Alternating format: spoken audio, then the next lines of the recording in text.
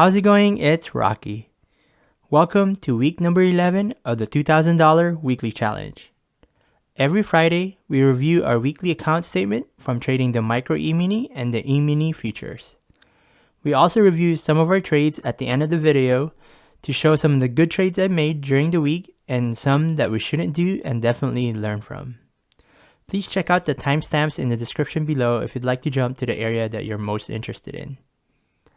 Our goal with this challenge is to earn an income of $2,000 every week through a common strategy utilizing the MACD and the stochastic RSI. With a time-based chart, as you see on the left here, which are 5-minute candles, and a tick-based chart, which is what you see on the right, which I'm using 512 ticks specifically for the Dow Jones Industrial Average. I've been asked if I could use that tick count for the NASDAQ and the ES or Russell 2000. I've used it in the past, but I definitely need more backtesting with it. And with the ES and the NASDAQ, they definitely has more volume, so I would recommend a higher tick count for it. Just keep in mind that my trading is not the right or the wrong way of doing things. It's a strategy I've become accustomed to, backtested, and try to improve over time. You should also develop your own system that you're comfortable with. FYI, I have no chat room and I'm not selling a course. I'm just enjoying sharing my content with everyone and learn from the community. So if you have any suggestions, please let me know on the comment section below. For the week, I am quite happy on how we traded. We are actually quite disciplined, and I didn't do any mark-to-market. So that means I didn't hold anything after the US market or held anything overnight. So I'm learning to be more disciplined. And I'm also trying to wake up earlier and put more focus on the US market. In the past, I tried to trade during the US market and also in the evening when the Asian market or the European market opens, which is referred to as the Globex. And right now, since I'm getting more comfortable with it, I think I'm ready to focus more time on the early mornings when the US market opens itself. So if you can see here, for a lot of my trades, it went quite well, except the Monday morning. I lost quite a bit on the volatility that occurred on the Monday morning, but I was able to recuperate and be able to adjust. And for the rest of the week, I didn't lose any more trades. So I'm quite glad in how that went. And for the week, I'm happy to say that we did reach our minimum goal of $2,000, and we ended up with $2,867. That consisted of all green days for the rest of the week. And so far from the last 11 weeks, we now have a total of 8 green weeks. So I am quite happy with the consistency that we're developing here. Now, what I just want to make sure that I can do every week is really just be able to use my system and not be holding anything overnight. And again, not be holding anything past the mark-to-market at 1:15 p.m. Pacific time.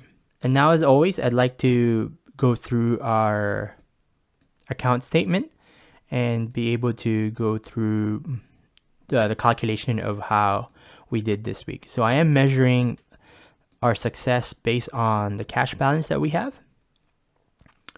So for the week, we ended the week at $28,320.09. And for this week, I did not deposit or withdraw. So for the past 2 weeks, I haven't deposited or withdrawn any money to the account. I'm trying to grow it so I don't have that pressure of withdrawing so much every week. But starting next week, I'm going to start withdrawing again for to pay some of our bills, and also quarterly taxes is coming up in April. So I want to make sure I have the funds to pay that. All right. So the cash that we started with is $25,453.09.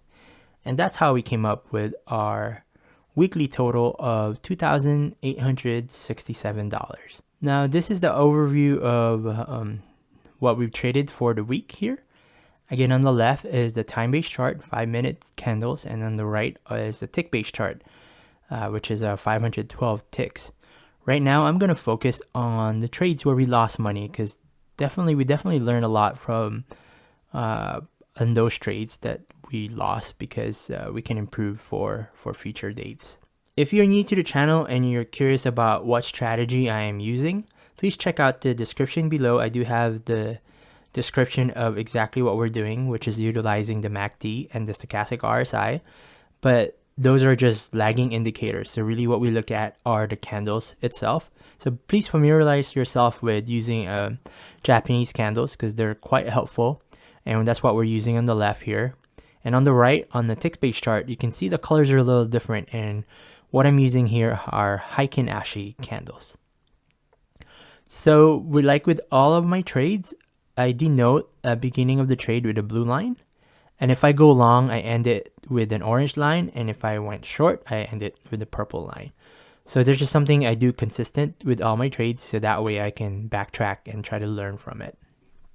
And if it's a losing trade, I do denote it by drawing an ellipse here, just so I can go back and really understand what mistakes I did and try to understand that. So for example, one of our bad trades here, we did go long. We entered at 32,739. And then if you look at the stochastic RSI and the MACD, and this is why I like placing a vertical line so I can see exactly why I entered. And then I went long, as I mentioned, which goes against everything that we look for because the MACD is below, the lines for the MACD are below the zero line. And also it's converging and it's about to cross over. So it's actually a bearish signal. I couldn't tell you, to be honest, why I didn't enter this trade, but it's definitely a bad trade. And hey, if I can make a little excuse, I guess, we had daylight savings time start this week. So 6:50 a.m. was really 5:50 a.m. So maybe I was just half asleep, but that's just me making excuses there. So basically, on that long position, we entered at 32,739 and we ended up leaving and closing the contract at 32,659. So if you do the math there, that's 80 ticks that we lost. And since one tick is equals to $10, since I'm trading two contracts, I lost $800 for this first trade here. So that was a frustrating way to start Monday. And then on our second trade here, I think because this is when the emotional part of me happens again, I did go short, which was the right call because it did cross over. We were below the zero line and the MACD is diverging. And if you look at on the right, on the equivalent tick-based chart, on the stochastic RSI, we are on the oversold area. They're both below the zero line and it is diverging. So that was a good move initially, but the problem I had here is I shorted at 32,659. As you can tell, I just flipped short here. And the problem with it is I was too slow to react. And I think the issue with that was I was trying to recover that $800 that I lost, which was frustrating. I shouldn't do that. I shouldn't try to have a revenge trade. I should really look at what the market is giving me and try to make the most out of it. And because I was waiting too long and was hoping for it to go down some more to recover that $800, I ended up losing more money because the market, because the candles, became bullish after that. So I ended up losing another $400 from this trade here, because from 659 to 693, a little over $300 that we lost there. And then the frustration continues again because I was like, all right, everything's going long. And I did flip long again here. And at this point, I don't think I was looking at any of my indicators. Again, this was like three really bad, frustrating trade. And and that one, again, 693 to about 631. So that's close to about $400 that we lost in these three trades here. So if I go back to the statement, if you look at it, we lost a lot of money. 800, 175, 170, and 630 there. And just to put that in the calculator. So let's do negative 800 minus 175, 175, 630. So we lost $1,780 for those three trades, which is crazy way to start, and definitely not the way I like to trade. But thankfully, I was able to put myself together. I stepped away from it, started all over, and then this is when we started doing better trades, and I will show you that. So with this trade here, definitely went back to our rules where, the MACD is below the zero line. It is diverging. Stochastic RSI is heading to the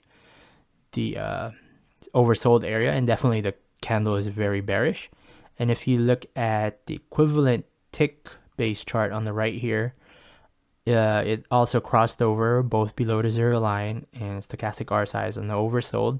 So I entered that trade at 32,631, and I was able to exit at basically 32,650. So this was quite a nice trade, as you can tell here, and got some money back there. And then we flipped long here at 32,560.50. I couldn't tell you exactly why I did flip long. I think it was because it was dropping way too quickly, and there was something I was seeing which I couldn't explain right now, to be honest, why I did that. But thankfully we did flip long and made the good decision for that. And then, 2 contracts from 32,560 to 32,589 gave us about almost $300 on that trade there. And for this day, which was Monday, even though we had those 3 bad trades that, where we gave away $1,700, I'm glad to say that for Monday, we still ended the day positive at $407. Could have been more than $407? Definitely. But this happens sometimes. What's important is that you're able to step back and recuperate and be able to, go back to the basics and make money for the day. Anyway, those were just some of the trades that I did this week. Hopefully you learned something. Definitely do not trade when you're sleepy is one lesson this week. And definitely, if you've had one bad trade or 2 consecutive trades, sometimes it's best to just stop, step away, and try not to do a revenge trade. Anyway, hope you enjoyed the content this week. If you learned something, please subscribe. If not, then please give me another chance, and hopefully you'll learn something on future content. All right, I'll see you next time.